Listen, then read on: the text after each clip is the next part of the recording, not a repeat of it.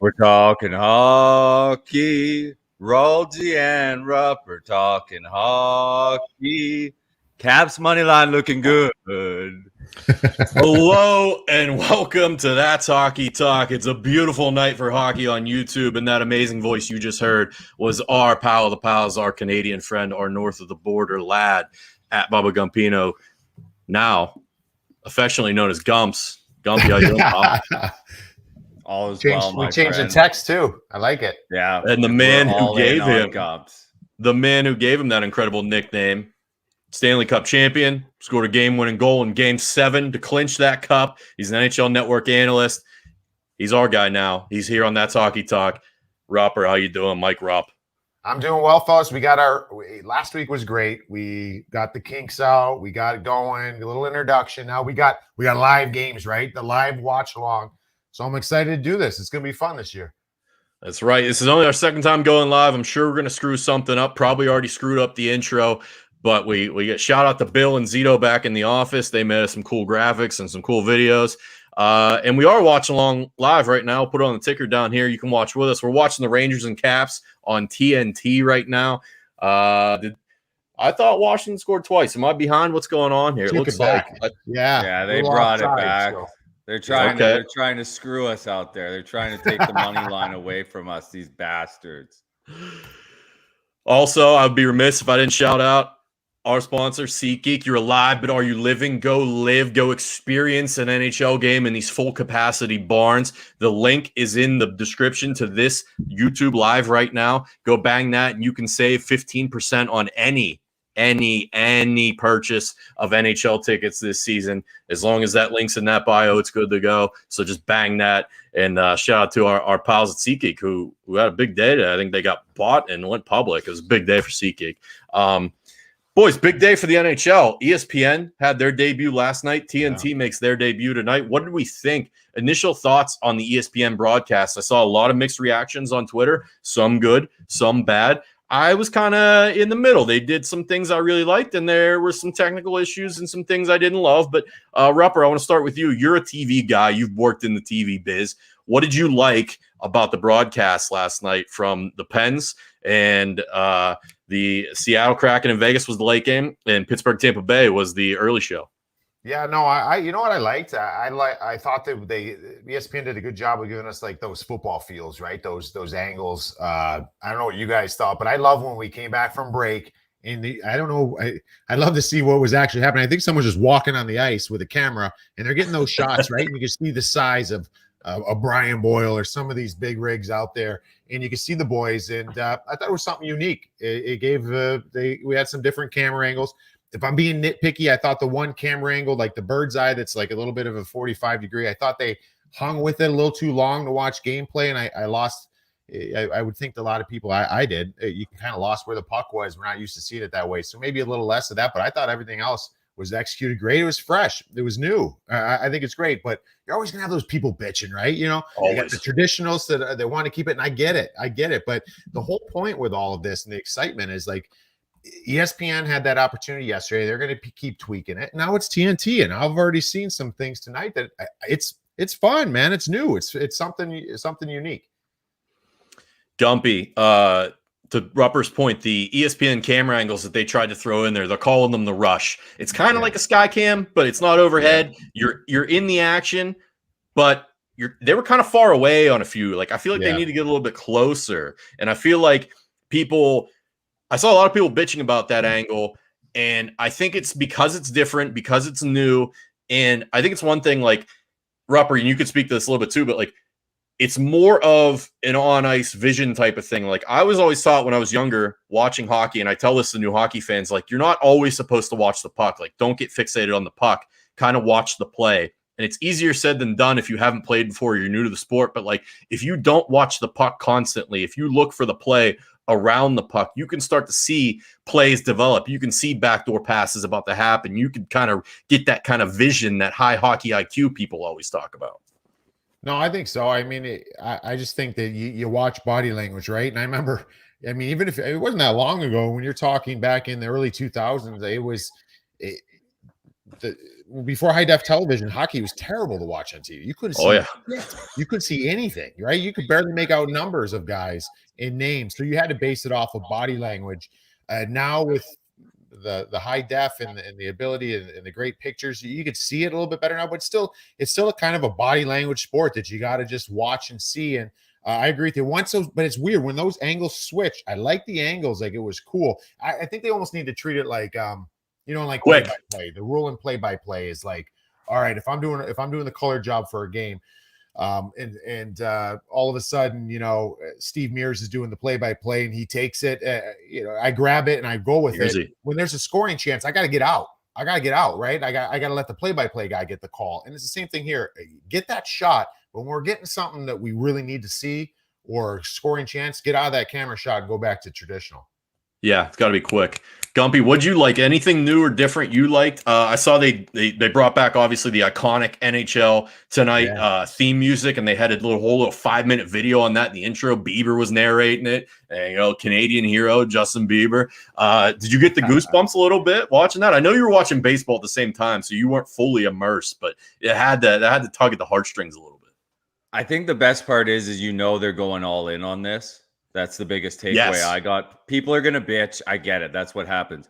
But the biggest thing is they didn't have the glowing puck like Fox. That was if that's all we needed. They didn't do the glowing puck where if you shoot 100 miles per hour, big robot? It went red and fucking shot through the fucking crowd. And as long as we didn't have that, it was going to be a success. And I mean, they're going to work out the kinks. It's just awesome you get home, you turn on your TV, it's hockey. You know what I love? That's what it's all about.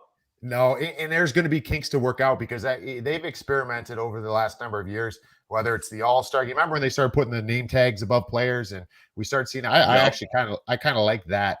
But at the All-Star game, they started putting some trackers and different things on pucks where it's showing, shot speed. And it's almost the same thing. Like when they used to put the lasers and stuff on the puck. I remember there's a couple times you see a weak backhand on that and it's like 87 miles an hour. Like, what the fuck?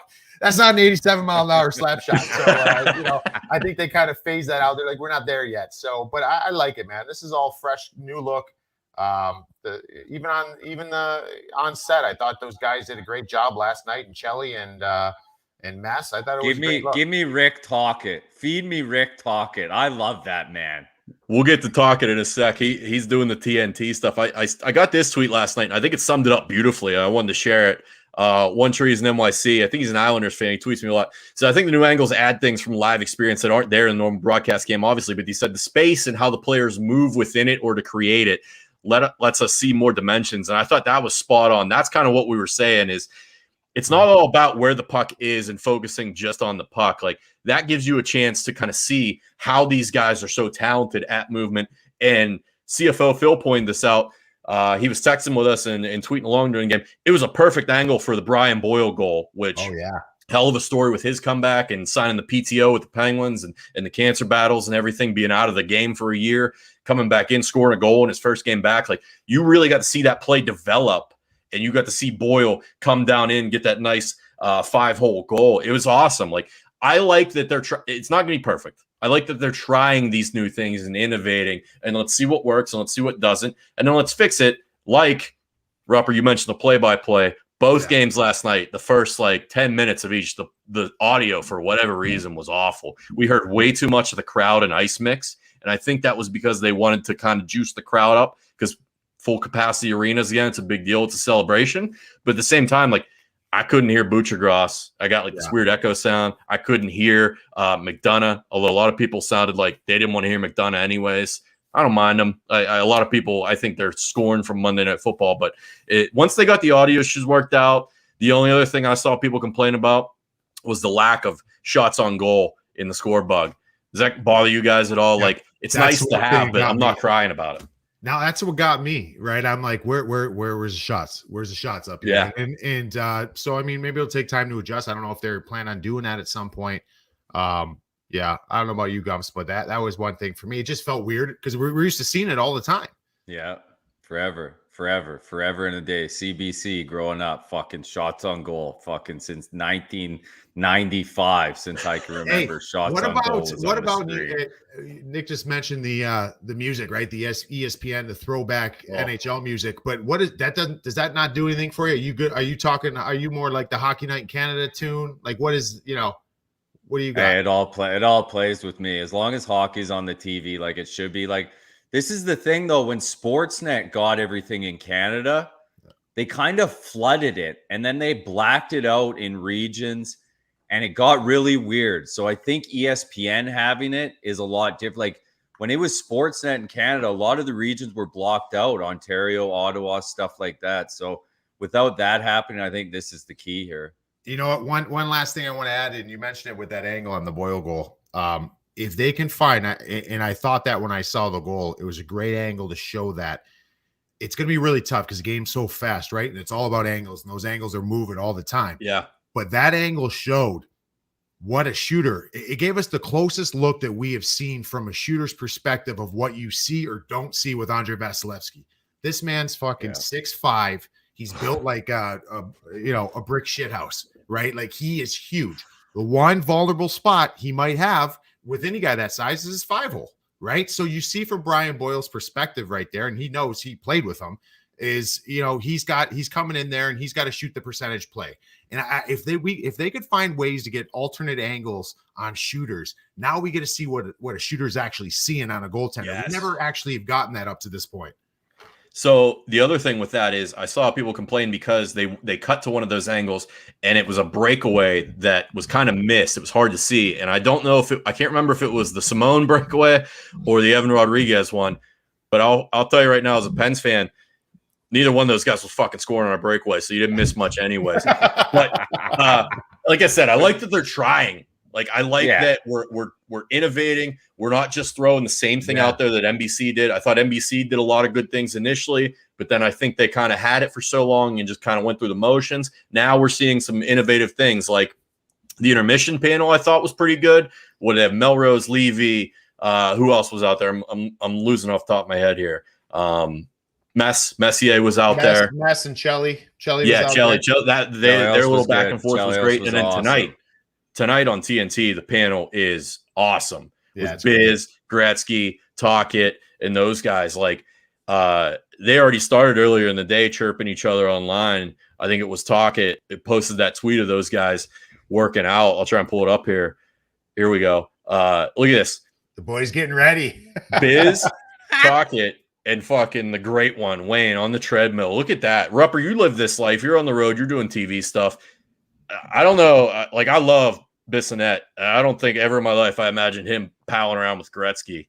It's nuts, man, right? Like I was thinking that and I watched in the pregame show. And first off, I think Biz is going to kill it with TNT. I love what he does. Dude, he's so good. And he's what the league needs. And the league's been really smart with whether it's via Spit and Chicklets and all these different things. They've used them for different he taps into a different market that this league's trying to get to.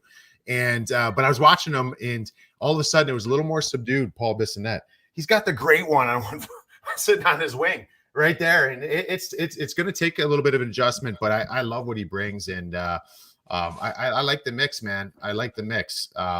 It's Wayne's got a presence to him. Wayne's got a Hey, did I ever tell you guys? I never told you this. I got an unbelievable rap sheet of guys I almost hit with my car. I literally almost did. Wait, I thought you were going to say on the ice. I thought you were going to say you hit Wayne on the ice. What the fuck are you doing? I shit you not. And this will take me a minute or two. Back when I was playing for the Devils, I was driving Johnny Oduya, who was our defenseman. I was driving him to his place, his apartment. He lived in Hoboken. And where I'm from in Midwest, or in Cleveland, when I grew up, the crosswalks, man, when you're a pedestrian, you look out for cars. In New Jersey and New York, no. Like people just come out and the cars have to look out for people, right? That was an adjustment for me. So I'm going, and all of a sudden there's this dude in the crosswalk, and I slam. Johnny Oduya goes, whoa! And I slam the brakes on. I'm not kidding you guys. This far away, I look. This guy's got his hat on, a backpack over his shoulder, and he goes like this. He goes and waves to me. And we both lean forward, and Johnny goes, and I look at it, and I go, is that fucking Eli Manning? And he's like, it is. I almost trucked Eli. And that's the year the Giants. That's the year the Giants won the Super Bowl. So thank you you're welcome, I guess, to Giant fans out there that I have a good little twitch foot and I can stop right there. And then 2 years before that, I was in Columbus playing for the Blue Jackets. I was taking my kids to a circus that was at the Nationwide Arena, and they got the practice arena inside it. And I'm late. I'm ripping around this parking garage. You know how you do that, going up and up and up. I come around this corner, slam the brakes on. I almost hit Wayne. Barry Smith, Wayne Gretzky, like a foot away from both of them. Almost truck them again. You guys are not gonna believe me. I'm playing for the Rangers. Okay, this was in 2012. What the fuck are you doing, Rupper? At the practice rink. At the practice rink for the New York Rangers, we shared with the New York Knicks. I'm late for practice. I don't want Torts to give me shit. So I'm flying in. The gate opens. I punch the code. The gate opens. I'm flying down the parking spot, turn a corner, almost hit Rasheed Wallace. And he gave me the hairy eyeball, and we gave each other stare down like we might go in the parking lot right now. Like it was awkward. But thank God I didn't hit any of them. But that's my that's my closest interaction with Wayne. Hey, I assume you're somewhat of a local hero in the New York, New Jersey area because of the Stanley Cup goal and everything with the Devils. And you had some years with the Rangers. You threw some fists there. You were a heart and soul kind of guy. You hit Eli Manning in a crosswalk, you're dead. They're gonna string you up in the street. But how about if I hit one of them and I grazed another, then people are like, this fucking guy's targeting superstar. Like, you know what I mean? Fucking like, AJ Hawk on the fucking road, Rupper. Jesus. I swear to God on all those, man. It's been like, I was like, oh, but we made it out. No one got hurt. So no harm, no foul, right? No harm, no foul. You're good, Rups. No harm, no foul. Yeah. Hey, speaking of tonight, I think we thought, well, at least some people thought it was going to be a little bit more of a bloodbath with the Rangers and Caps because of everything that happened last season with Tom Wilson and Panarin, and then the retaliation by the Rangers coming back. But like even then, Tom was just ready to go, just ready to punch their lights out one by one. This time, coming around, he said, hey, spoke today, tried to downplay it a little bit, like, hey, I'm just trying to play some hockey. Seemed like he felt like he was over the whole thing. But the Rangers went out in the offseason. They loaded up. They get Ryan Reeves. They get Barclay Goodrow and Sammy Blais. And now not all those guys are fighters, but Reeves is obviously a heavyweight. But Blais and Goodrow are they're not babies. They're there to throw weight around it and bring some sandpaper, some grit, and make contact. The Rangers got heavier. They added more jam. We thought we might see some fireworks tonight. So far, only one fight. Rupper, you can speak to this. What's it like going into a game like this? Because I knew you had an experience with Torts where you guys kind of had to retaliate for a situation. It feels like most of the bad blood got out of the way last year, and tonight it seems like they were mostly focused on just trying to play some hockey and get 2 points. Yeah, I mean, a lot of times those situations don't really turn into much. There's a lot of hype around it. That's why I love when it actually comes through, right? So when I just think in modern day too, Matthew Tkachuk has done that a lot too, right? Like he starts that whole Drew Doughty situation in LA. So, there was that elbow incident. And then I think it was it later on in the game or the next time they played or something, Doughty's skating in center ice and all of a sudden Tkachuk, he just comes into the frame and just gets shot out of a cannon. Like he's just going to take his head off. He misses him, but I'm like, that's what I love. He's like, all right, you guys want a show? I'll give you a show. But when I was with the Rangers, that was back in. There actually wasn't anything that kind of provoked it. I guess it was just Rangers Devils rivalry. But we were playing in 2012 at MSG, and we're playing, and the games were pretty physical all year. We had a lot of fights in the games. Pete DeBoer, who obviously coach in Vegas now, was the coach of the Devils, and we had John Tortorella. And the visiting team turns in the starting lineup, right?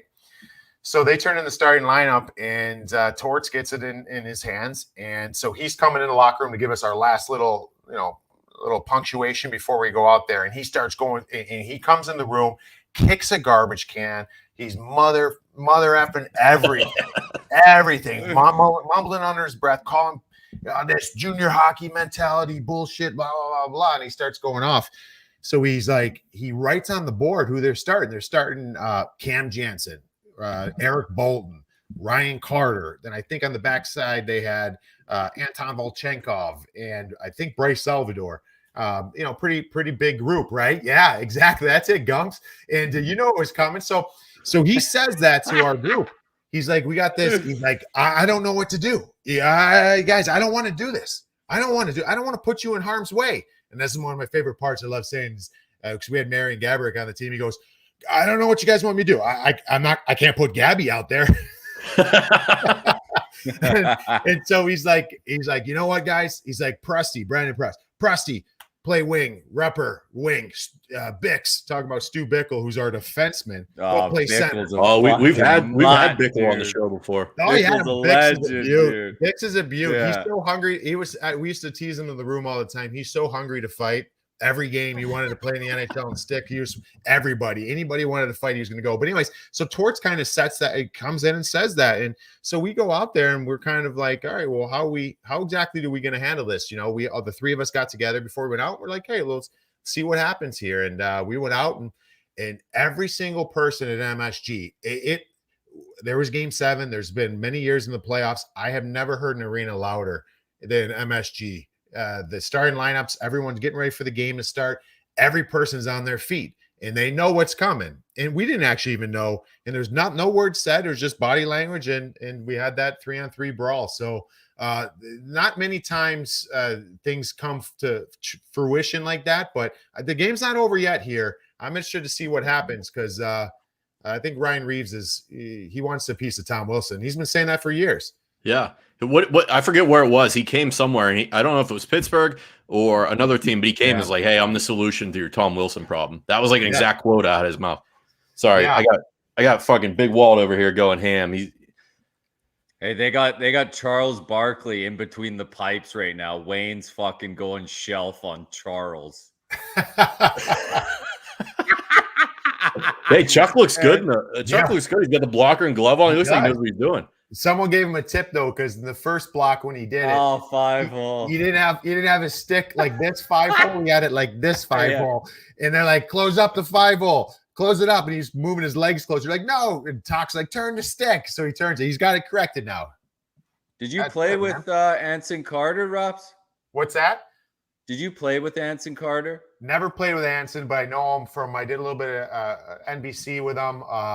So it's great seeing these guys, and I think we get to see a different side of them too, man. I don't know if we always saw. I guess maybe on NBC the personalities, and so far what I'm seeing here, they're bringing it right, and these guys are trying to bring more of a personality. He put up 40. Did he put up 40 that year he played on the line with the Sedins in Vancouver? It was something absurd. That was one. I never talked to him about this, and he's busy on air right now, so you won't hear this. But I remember thinking, he was with the Sedins, right? So he had that big year, and then massive. And then if I'm not mistaken, they offered him a deal to come back and play there, and I think Columbus offered him more. And he ends up signing in Columbus. And then you start thinking, like, sometimes, guys, when you're in a good spot, and you find that out, like, sometimes a little less money might buy you more long term. You know what I mean? It might extend things a little bit. Robert, I think you could have put up 40. I think you could have put up 40 skating with the Sedins, man. Oh, could have done it. This chair I'm sitting in could have. So it was, it was, but he was a hell of a player, man. Anson from Michigan State days on, like he was a gamer. I think he scored a game winner in the Spengler Cup in overtime or something too. Fucking Canadian legend for that one. The Spengler Cup. Hey, Rupper, what they're doing on TNT right now, where they got the sticks out and they're over here on the little demo stage. I don't know what you guys call it in the TV biz, but like I know you guys have done this on NHL Network. I've seen it. Can you just pitch that at any time? Like, hey, let's go over here and use this. Cause I would be doing this every night. I would be over here with the stick in front of the net, just like demonstrating stuff every night. And I don't know why you guys don't do it more often. It's actually really hard though, because when you're in the studio, so the studio is like, even the studio, I'm watching it right now. It looks spacious, but when you're in there, it's actually not very big. And when you put a net down, and this is the struggle we have at NHL Network, because we actually have a rink that they've put up at different times for us. I think the idea was, for MLB Network, which is in the same, we're owned by MLB Network. They've got Studio 42. So you could sit there and Sean Casey could be like, actually, you know what? We're going to go to after break. Let's go over to 42. I'm going to show what happened there on that at bat, and they'll go in there. But baseball's different, man. Like it's all right here.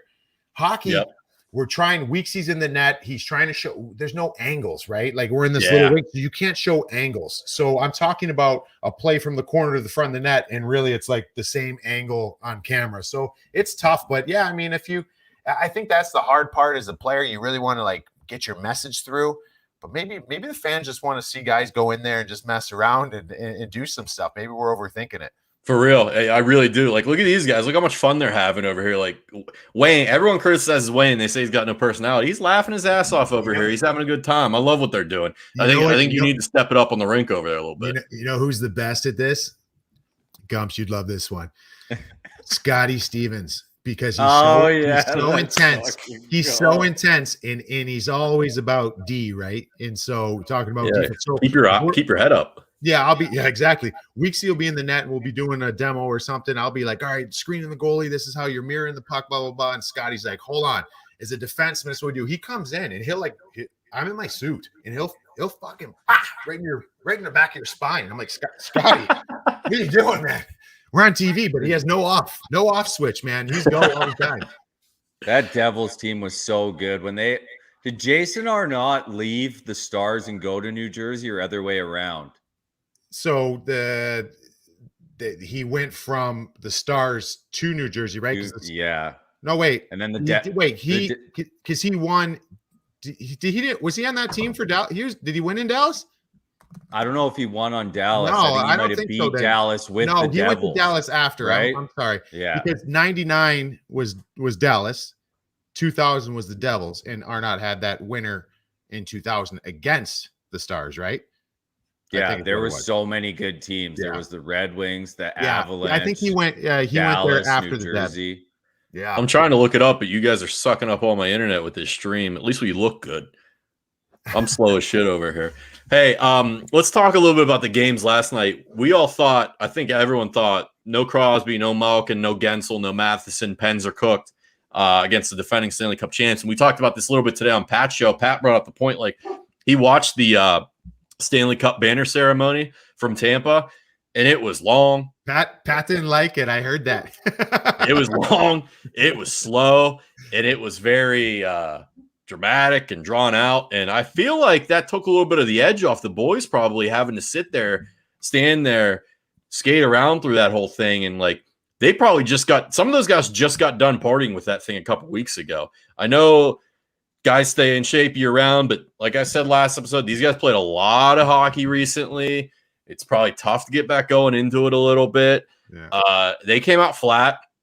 And Pittsburgh looked good. They executed and played like Mike Sullivan wanted them to play to a T. Like discipline, no dumb penalties, strong defensive hockey. Jari, we didn't really get to see him get tested too much. And then it turned into an empty net fest at the end with Cooper pulling the goalie with 6 minutes left. I loved it because I had the over. But that also seems to be a little bit of a trend recently with goalies getting pulled earlier now when you're trying to catch up with leads. Usually you see it like 3-4 minutes. I feel like Cooper went all out there. That was a 6-minute pull. That was awesome. Yeah, you might want to take notes on that. It's been a new trend for a few years, and it's starting the last year and this year. A lot of earlier coaches are doing that, so those overs are looking pretty good. And if you get a guy like Coop, he wants to keep chasing it. So you're gonna, I mean, you might have some guys on your team might be a little pissed off when they're, Sergachev at the end of that game, I think was -4. I think he was out there for at least 2 of the empty netters, but I mean, those are just. Man, you talk about hurting your stats for nothing really at the end of the game, but you go for it and whatever. But that game was really impressive by the Pens. They had a game plan in place. I mean, they were without a lot. We know that, and they went out there and they showed they've got some gumption in their game, and I like it. I wasn't expecting. I don't know what they're going to be this year, but that was a really good start. People talk about plus minus a lot. Is that something players look at all, Rupper? Like, did you care at the end of the year what your plus minus was? I did care. I think most players care what it is, but when they're evaluated by it, they say it doesn't matter. Yeah. I think it's more. I think it's just more like the boys, just kind of run their mouth. Like, you guys remember Mike Commodore? He runs that. He does the old what's he call it? Is he call it the Green Jack? I don't know if he made up a different name for it. This is the Masters, basically. He's running for the whoever has the worst plus minus every year. At the end of the year, he puts a leaderboard up on social media. It's awesome. But that's the thing, is like the only time it's bad is when, or even when it's good, is when you're really different than everybody else. So if you're a team and everybody on your team is a minus and you're in that range of being a minus, it doesn't matter. But if you're like 15 or 20 more minuses than everybody else, that's bad. And the same thing is it being good. If you're 10 or 12 pluses over everyone else, then that's good. But it's a stupid stat. I never liked it when I played.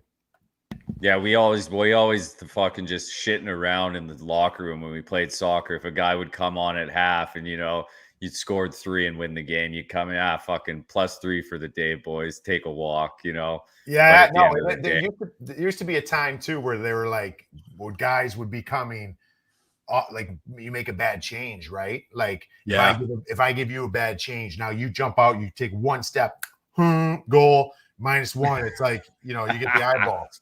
That's not cool. So, see, I bet it, like you talked about it. You guys said you cared about it a little bit. Like, I feel like it mattered probably more to you than some guys, because you, last episode, you told us like you were started as like a defensive shutdown guy. So you were probably evaluated off that and judged off that plus minus a lot more so than like guys in like scoring roles. Or am I full of shit? No, plus minus only matters in my opinion. Like I said, if it's a big discrepancy or like in a small window for the game, you're going to say, coaches are going to say, hey, you come out of this game even or better. Okay, that's for the game. Like long term, I just don't think you overly, I don't know.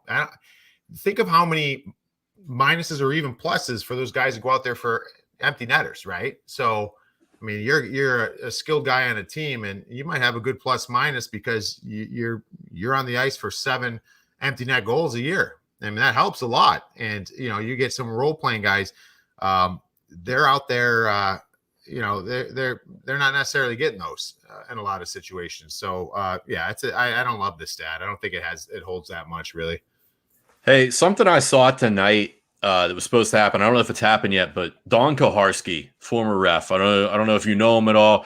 He's supposed to be working for TNT, I believe, and kind of, I don't know if it's exactly like the role that the NFL has where they hire the former refs and come in and explain rules and whatnot, but that's an awesome fucking idea by the league and the TV networks if they're doing that. I'm very surprised, the league is letting that happen, because I feel like they are very protective and closed-minded when it comes to their officials and criticism of them. We know what happens. Everyone bitches about them. It's a thing every year. The officials somehow got worse every single year. Everyone says it when they're probably the same going through if you look back on it. But him, I don't know him personally, and I don't know if he can speak or educate well on the rules or whatnot. But I like the idea of having that type of role like the NFL has on all their broadcasts, because every network has it now. If the NHL can incorporate that, I think it's huge.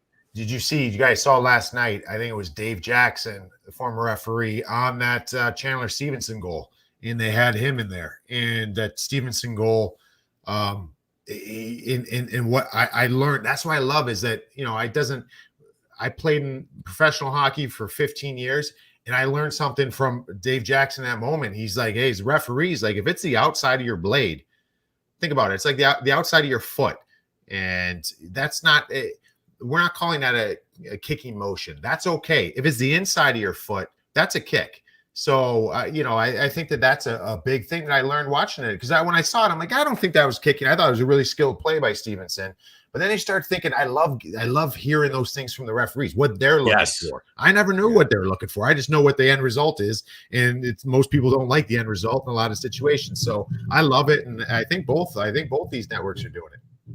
So that goal last night specifically too, I'll admit, I fell asleep in the third period, couldn't do it. I watched Penguins game. It's an emotional roller coaster. I get through 2 periods of Vegas and Seattle. Third period, I was cooked. I was out. Woke up, saw the goal the next day, and I thought, I'm happy they allowed that, because I feel like the whole kicking motion thing initially started as to, and tell me if I'm wrong if you know this, Gump, like or Rupper, like guys in the crease. They didn't want guys in the crease with skates kicking at loose pucks because it's easy to injure someone like that.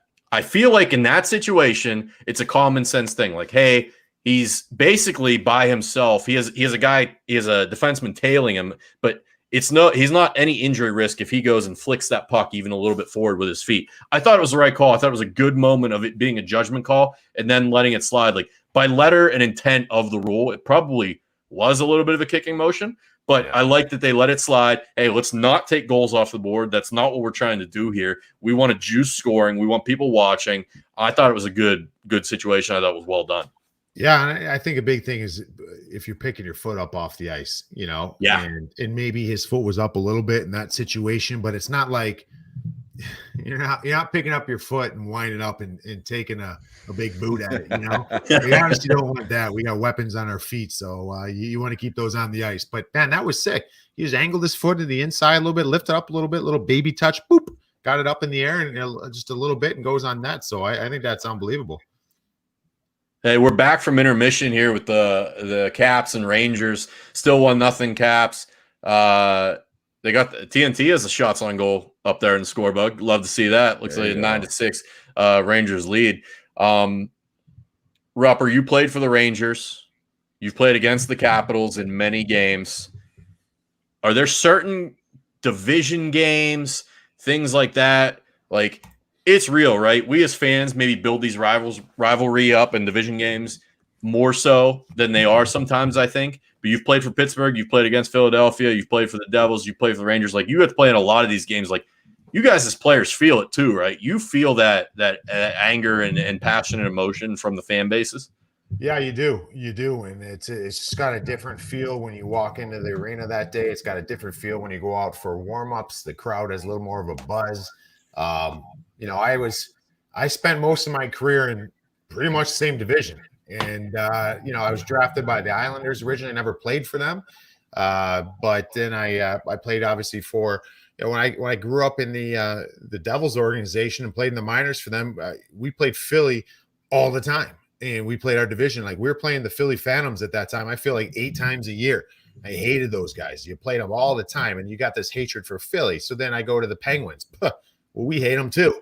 So I hated Philly even more. Then I go to the Rangers, and that's like our matchup for the Winter Classic. And I never realized like that was Rangers Islanders is a huge one. But at that time, the Islanders weren't any good. So it wasn't really much. And then the Devils Rangers, when I was on the Devils, it was like, man, we're playing the Rangers. Like, we're getting up for it. And a lot of boys putting money on the board for the team fund for that game. When I was on the Rangers, it was like, we're playing the Devils. It was more playing Philly. You know what I'm saying? So, like, it had this different feels for it. But so I think I always have fun with it. Like, I hate the Flyers. I've always hated the Flyers. And it's been easy for me, but to be frank, too, I grew up and I love Legion of Doom line, the old Lindros, Leclerc, and Renberg. And I wanted to be a Philadelphia Flyer, and I never got a chance to. So I always thought, man, when I get to play against any team I'm on that would play against Philly, like with me and being 6'5", it made me more important in those games than any other game of the season because they needed me to play big, right? And I needed to be physical. So I liked hating the Flyers. It was fun. That's I'll say it's a shame because you would have been a great Flyer. Like, they would have loved you in Philly, but also at the same time, screw them. So happy you never made it there. Another thing last night with Vegas and Seattle, the Vegas pregame was fucking awesome. Out of this world, laser light show. They got the night out at center ice. They get the digital Kraken rising up through the ice. The night kills them with some type of energy, sun, fire beam. And that crowd was insane. Like, did you ever, like, what was the best environment that you played in? Because not a lot of teams were doing stuff like that. No. I feel like the entertainment value has always been something that is neglected in this sport in terms of outside the action of the actual gameplay. Like, Vegas is putting on a show before the game. I'm sure they're doing stuff at intermissions. Like, that's an event to go to that someone who's not just a hockey fan would like to go see. Did you like it? Would you have liked to play there and see that? Have you seen it live? Like, what's that like for you? That they do it like nobody else. I mean, it's a different level. There's a lot of teams that do great things. A lot of like Tampa actually has a really great pregame as well. The way they work in Thunderstruck and the way they have some, I mean, it's awesome. They get that place rocking. So outside of that banner ceremony, yeah. Yeah. So they should have taken a page out of the book from Thunderstruck and got a little more lively. But they do it at a different level out there in Vegas. It was funny. Like, I remember when the first time we started seeing those, what do you call them? Like when those images are on the ice, right? Like we saw the Kraken. Yeah, they're not holograms, but I don't know. The lasers, I guess. Yeah. I don't know what the market is now, and maybe somebody that would be watching this would know much better than me with this. But I remember talking to the in-game presentation people. I think when I played in Minnesota, I was asking about it, and there was companies that would go around, and I want to say because the teams would bring it out in the playoffs, right? And they're trying to bring it out and just trying to amp it up a little bit. And I want to say it was like $50,000 a game to put together the presentation. Like, what a business, boys. Like, you know what I mean? Like, you go around all these crews and like they probably get to a point now where like we could buy our own product. We have people doing this for us in-house. But there was a time there where I heard there was $50,000 a pop to go to these arenas and put those shows on. Hey, that ain't nothing to sneeze at. Speaking of, it ain't going to cost you $50K to go to an NHL game with our friends at SeatGeek. You're live, but are you living? Shout out to SeatGeek. Go check them out. There's a link in the description to this show on this channel, youtube.com/That's Hockey Talk. If you're just listening, go bang that link, get 15% off any ticket to any hockey game, NHL game that you want this season. Save some money with SeatGeek. I just saw someone in the chat mention it too. Seattle. Now, I think they're still putting the finishing touches on their arena. Climate Pledge Arena is what they're calling it. But that's supposed to be fucking an incredible establishment. Bezos money is in there. Like, they're doing that thing top notch. I think it's a renovation. It's not a brand new arena.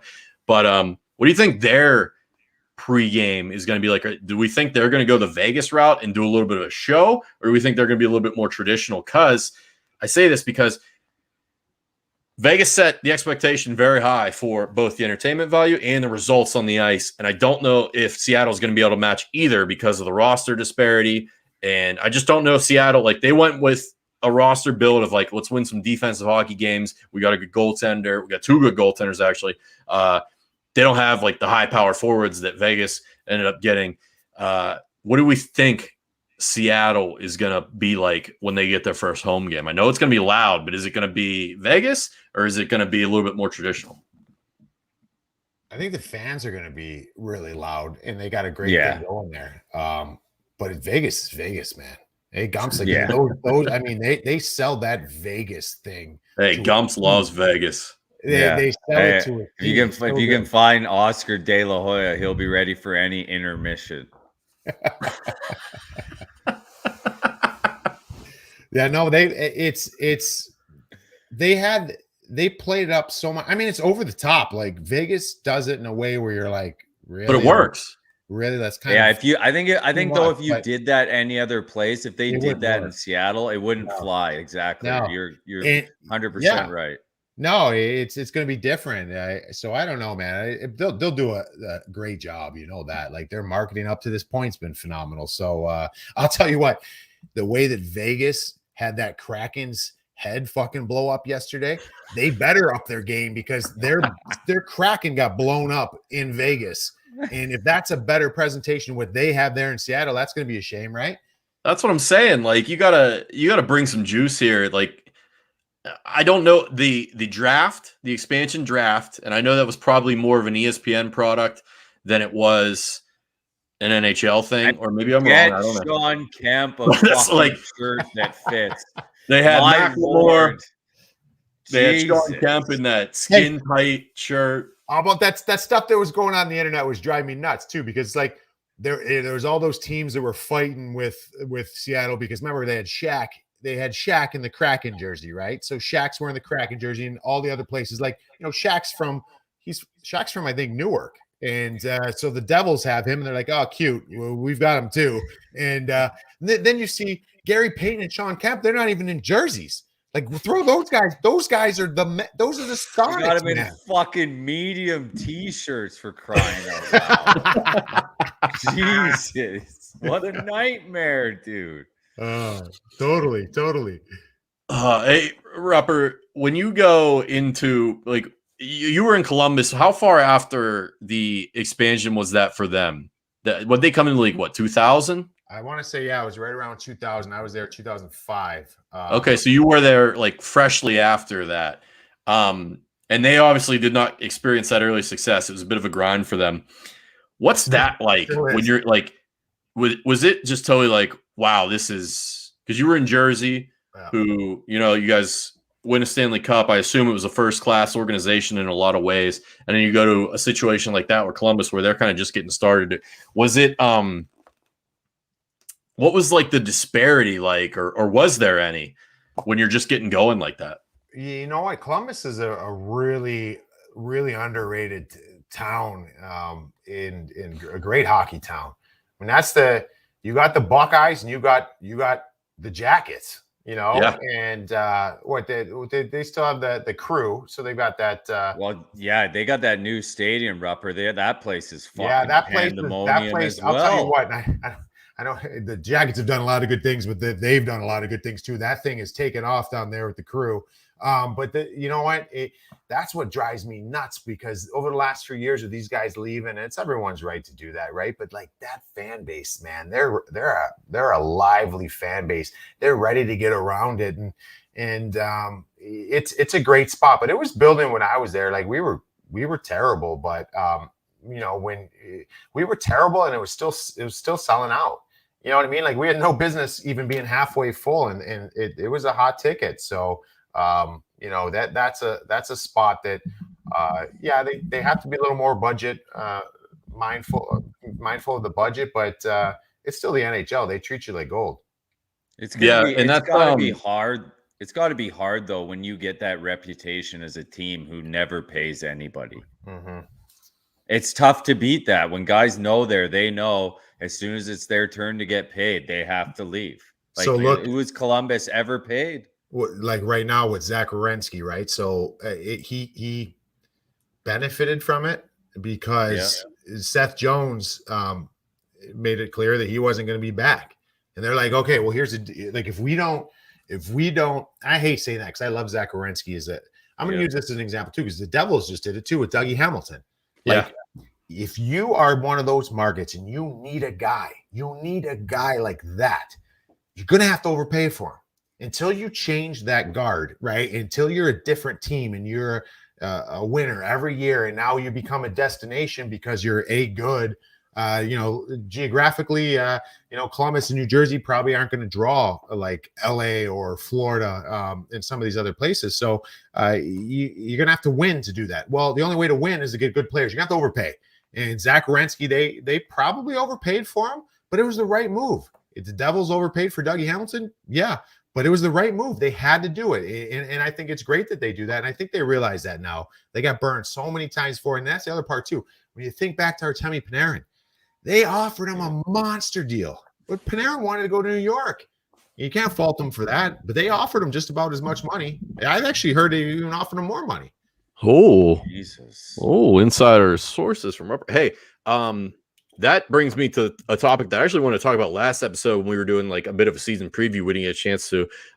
Brady Tkachuk in Ottawa, restricted free agent. He's got to get a new deal here soon.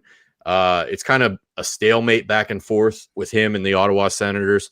And if you're new to hockey, the Ottawa Senators are, what can I compare them to, Gump? Maybe the Cincinnati Bengals of the NHL. A low-budget team with a stingy owner, and he is an outspoken owner, and he likes to do things his own way, Eugene Melnyk. We do shout out to the boys over at The Athletic. They did a little research, and I stole their graphic here. These are the long-term deals players have signed with the Senators since the 2005 lockout. Look at these. Not one of these guys finished that deal with Ottawa. Fisher, gone. Danny Heatley, goal-scoring superstar, gone. Jason Spezza, basically the face of the franchise, gone. Erik Karlsson, the stud on defense, game changer, gone. Kyle Turris, gone. Clark MacArthur, that was a disaster, gone.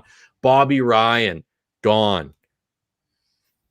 It's insane, but you can kind of see it because you feel like the way they go about doing their business is it lacks. It has some shortcomings in certain areas, and you can see why guys either end up moving on to greener pastures, whether they want to or not. But it's tough. And if you're Tkachuk, like there's the debate right now, like what is it going to be, a 3-year deal, a bridge deal? Is it going to be a long-term, massive 8-year deal? Like what should be going through his mind and what should be going through the Senators' mind? Because I feel like if you're the Senators, you should be doing everything you can to get this guy signed because he's a good player. He's got a great pedigree, comes from a great family, hockey, legendary family. Sign this guy, whatever it takes. Stop playing hardball with him. Yeah, you know what? The big thing too, and this probably goes to every type of negotiation in life. I've learned and loved talking to agents and finding the mindset of this is it's about leverage. And all those names that you just mentioned there, it feeds and fuels the leverage for Brady Tkachuk. He knows that they have to get him. I'm not saying him personally, maybe his agents, his camp, but he's in a great spot. They can't let Brady Tkachuk go. You know what I mean? Like, man, that was Brady Tkachuk. He's got to be an Ottawa Senator. Okay, well, this might be that situation where short term, and they're going to, and they're going to have to. You're going to have to overpay for them short term, but you have to have a belief in them long term. Is it going to? You got to project them. If you can't project them, and I think that's the biggest thing. I'm not trying to simplify it because it's like it's a tough thing to do. But man, you got to project players and you got to protect them. You project and protect, and if you do a good job, you'll be around forever. You should win cups. You should be making the big bucks. If you can't do that, you shouldn't be a GM. You should be out. So what do you think about Brady Tkachuk? Do you like him? Is he going to be your future captain, which everybody thinks? Then sign him. Sign him. Overpay him right now. Who cares? In a few years down the road, it ain't going to matter. Like, that's your guy. Stake it now. And I don't know if that's the organization that does that. No, they're too worried about they follow this like small market mindset of like a lot of baseball teams. Being from Pittsburgh, I see it with the Pirates too, like of contract control, and they're battling over a year of free agency and trying to buy into that and that's a whole nother thing. I won't get on that tangent. I think players hit free agency too late into their careers, and that ends up screwing a lot of teams. I think that should be lowered. But like, you're that team, you have that history, you have that track record. Everybody around the league knows it. Pay your young superstars, set an example, get a good guy who you know isn't going to screw you over as a franchise. He's going to do everything he can to win and set a good example. At least, if you're not going to pay anyone, pay that guy at least. Yeah. So then you get some other people like, hey, if there's a guy to pay, that's him, right? That's the guy to pay right there. No, I hear you. Gumps, what are we doing, pal? What's Ottawa doing? What are your Canadian brethren doing? I mean, the Senators stink, dude. They've stunk for a long time. And the thing is, when you're a team like that, you have to prove that it works. And it hasn't. You know what I mean? Like a small market team, like you go to baseball, the Oakland Athletics. They do it every fucking year and nobody knows how, but they've proven that it works. So guys will go there. Yeah. If you can't prove it works and you're not going to pay anybody, nobody's going to go there. It's not going to happen. Like Rupper, would you have ever even considered Ottawa as a destination? No, probably not. See, that's like I don't mean it from like Ottawa. The Ottawa, no, not the city, nothing like that. Just the organization. The problem is that the arena is in BFE, like it's out there. Yeah, and that's the thing. Like players, it's great. You want to raise a family. Ottawa's awesome. But you're talking about young 22, 23-year-old players that are living their dream playing in the NHL. They want to play in the NHL. And they want to feel like they're in NHL. They don't want to go out there and like, you go out to eat out by the arena out there and whatever it's called. It's where you go to Swiss Chalet, Gumps, Swiss Chalet. Like, you know what I mean? Like you're not downtown. Yeah. Like downtown Ottawa is great because when I played in the OHL, the Ottawa 67s, you go in there, like that's a spot. So geographically, you're not gonna have anybody coming there. The way the team is operating isn't going to get anybody there. The team stinks. Now you're drafting great young players. They got a great future. They got a lot of really good talented players there. But the one that you have publicly said will probably be our future captain, he's not on your roster right now. He's not playing right now. You won't sign him. I don't know. It's a damn shame. And I feel like this year, I picked on Winnipeg and Edmonton a little bit last year as kind of those like dark, dreary winter wonderland Canadian cities that people didn't want to go to and players didn't want to go to. I'm going to take it easy on them this year because they've had their Ottawa. I'm coming for you this year. You're on the my Oilers. list. The Oilers have that long. history, though. You know what I mean? The Oilers have a history where they have won. Yeah, no, they you're right. So they have that, and they have tradition, right? They've got that in there. Like Ottawa, you know what's funny though? I'm older than you guys, but starter jackets. My first starter jacket ever was an Ottawa Senators starter jacket. I don't know where the hell I got it from. I was in Cleveland, Ohio, and I got an Ottawa Senators jacket from like Dunham Sports. I don't even know how it got there. I wore it to school. I was the only kid in school that played hockey. And I wear it to school, and people are like, "What is that?" I'm like, Ottawa Senators, nothing.